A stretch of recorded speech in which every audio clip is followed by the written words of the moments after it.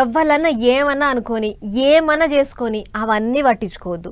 మన పని మనం చేసుకుంటూ పోవాలి. మనం చేసే పని మంచిదైతే ఆ మంచే మనల్ని కాపాడుతుంది. గీ ముచ్చట ఎవరు చెప్పిర్రంటే మెగాస్టార్ చెప్పిండు. మరి ఇక సార్ ఎందుకు గీ ముచ్చట్లు చెప్పిండు, దీని వెనుక ఉన్న అసలు కథ ఏందో చూద్దాం పారి. రాజకీయాలను నేను ఇడిచిపెట్టినా ఆ రాజకీయాలు మాత్రం నన్ను ఇడుస్తలేవని ఇదివరకే ఓసారి నలుగుట్టనే చెప్పుకొచ్చిండు మెగాస్టార్ చిరంజీవి సారు. ఇట్లనే మళ్ళోసారి రాజకీయాల గురించి మంచిగానే తీసిండు.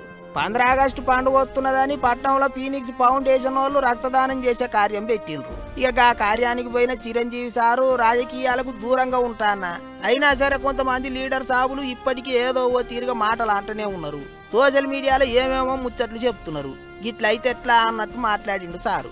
అంతేకాదు లీడర్ సాబులు విమర్శలు చేస్తే దాని మీద ఎక్కువ మాట్లాడనని కూడా చెప్పుకొచ్చిండు. ముంపు ప్రాంతానికి అని వెళ్ళటం జరిగింది. అక్కడ ఒక స్త్రీ, ఆవిడ ఎందుకు అంత ఇదిగా మాట్లాడుతుంది, ఆవిడెవరు, ఆవిడ చూస్తుంటే మామూలుగా సినిమా ఫ్యాన్ లాగానో చిరంజీవికి వీరాభిమానంగానో కాదు, ఇంకేదో ఉందంటూ నాకు అనిపించి ఆవిడ గురించి తెలుసుకోవాలని మన ఒక జర్నలిస్ట్ సోదరు ఎవరినో పంపించి తెలుసుకోవాలంటే వాళ్ళు చేసినటువంటి ఇంటర్వ్యూలో విజువల్స్ నాకు చూపించారు. అభిమానం సినిమాభిమానం కాదయ్యా, ఆయన వ్యక్తిత్వానికి అభిమానం అంటే చెప్పినప్పుడు నా మనసు టచ్ అయింది.